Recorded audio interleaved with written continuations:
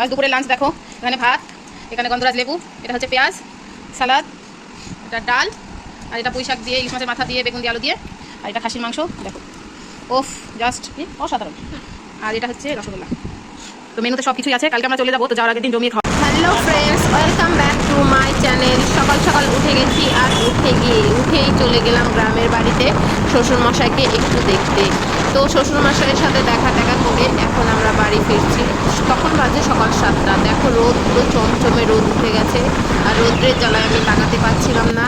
আর এদিকে আমার মনটা খুবই খারাপ ছিল, কারণ কাল আমরা পাঞ্জাবে চলে যাব। তারপর গ্রাম থেকে এসে আমরা চলে এলাম একটা কেকের দোকানে। গ্রামে একজন একটা কেক কিনতে দিয়েছিল, তাই ভাবলাম প্রথমে কেকটা প্যাকিং করে পাঠিয়ে দেওয়ার ব্যবস্থা করি। তো এখানে চলে এলাম কেকের দোকানে। তো এসেই আমরা একটা রেড ভেলভেট কেক নিয়ে নিলাম। ওই যে লাল লাভ চিহ্ন কেকটা তোমরা দেখতে পাচ্ছ, তো কেকটা পুষ্পার জন্য নিয়েছিলাম, মানে মেয়েটার নাম পুষ্পা, তো ওর নামটা লিখিয়ে নিলাম। আর এদিকে দেখো রাস্তাঘাটে তখন সবাই স্কুল করে যাচ্ছে, এরকম আমার ছেলে এখানে আছে। আর এদিকে আমার বড়মশাই ছেলে আর আমি এসে গেছি, সোজা গ্রাম থেকেই ঢুকে গিয়েছিলাম। আর কেকটার দাম নিয়েছিল 200 টাকা, 200 না 250 টাকা। তো যাই হোক, আমরা নাম লিখিয়ে নিচ্ছিলাম। আর এই দোকানে সব কিছুই পাওয়া যায়, তোমরা দেখতেই পাচ্ছ সমস্ত কিছু। আর দাদাটা এখন নাম লিখছে, আর আমি সেটাই দেখাচ্ছিলাম।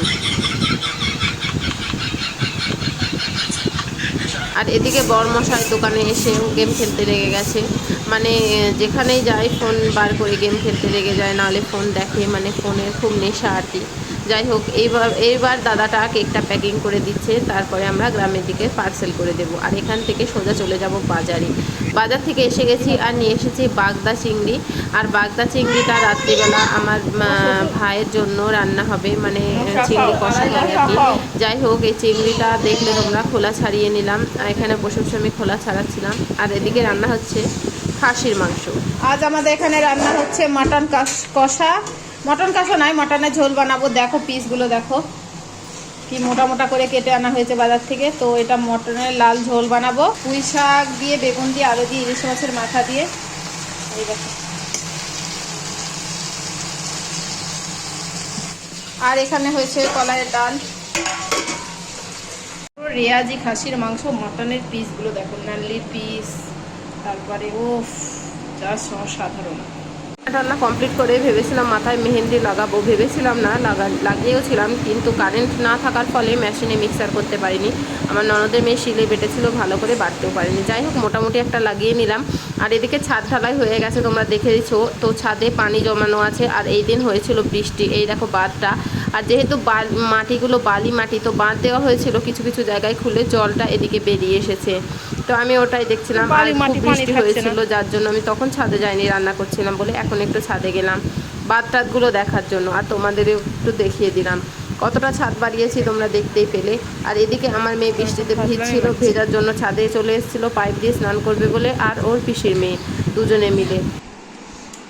আজ দুপুরের লাঞ্চ দেখো, এখানে ভাত, এখানে গন্ধরাজ লেবু, এটা হচ্ছে পেঁয়াজ, সালাদ, এটা ডাল, আর এটা পুঁই শাক দিয়ে, ইলিশ মাছের মাথা দিয়ে, বেগুন দিয়ে, আলু দিয়ে, আর এটা খাসির মাংস দেখো, ওফ জাস্ট কি অসাধারণ। আর এটা হচ্ছে রসগোল্লা। তো মেনুতে সব কিছুই আছে, কালকে আমরা চলে যাব, তো যাওয়ার আগের দিন জমিয়ে খাওয়া দাওয়া।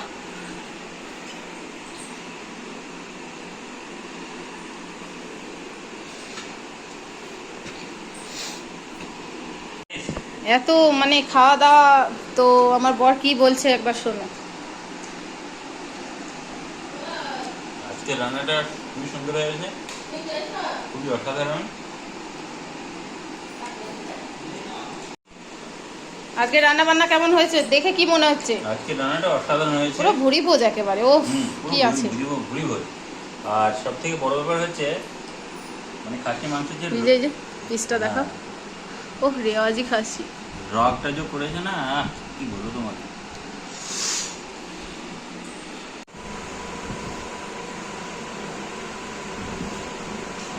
আমার বরকে খাবার দিয়ে আমি পাশেই বসেছিলাম, তখন আমার স্নান হয়নি, কিন্তু আমি পাশে বসে খাওয়াচ্ছিলাম।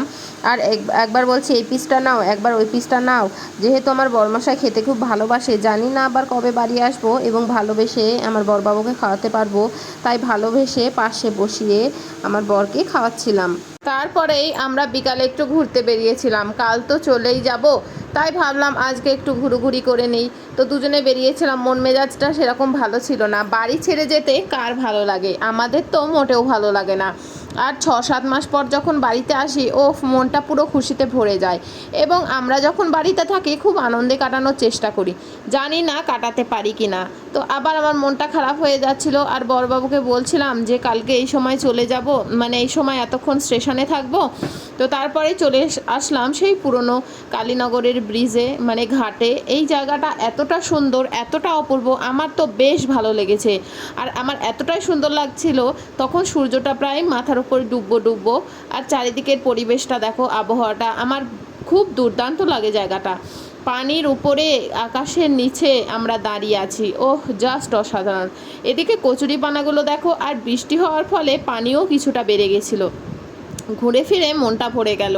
ছেলেকে যদিও আনিনি, ও ঘুমিয়েছিল, আমরা দুজনেই এসেছিলাম, বেশ ভালো একটা সময় কাটালাম।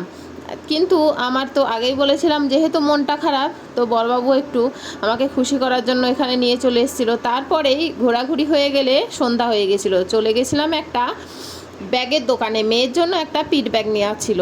আর তারপরেই বড়বাবু আমাকে বাড়িতে রেখে গিয়েছিল কেকের দোকানে, 2 পিস কেক এনেছিল, বললো কাল তো চলেই যাব, তোমার জন্য কেক নিয়ে এলাম। তো কেক এনেছিল যদিও আমার জন্য, কিন্তু ছেলে কি আর খেতে দেয় বলো। যাই হোক, ছেলে আমি ভাগ করে কেকটা খেলাম। কেকটা বাটারস্কচ কেক ছিল, দুর্দান্ত ছিল। আর আরেকটা জিনিস কিন্তু আমার জন্য এনেছিল, তো এই দেখো, মানে ফিশ কাটলেট আর কি, যেটা আমরা মাদার্স হাটে খেয়েছিলাম সেটার মতো আনার চেষ্টা করেছিল, একদম ভালো না। আমার মুখের অবস্থাটা দেখো। তারপরে পাঞ্জাবে যাওয়ার জন্য ব্যাগ গোছাতে বসে গেছি। আজকের ভিডিও এই পর্যন্তই, কেমন লাগলো জানিও। খোদা হাফেজ, সবাই ভালো থেকো।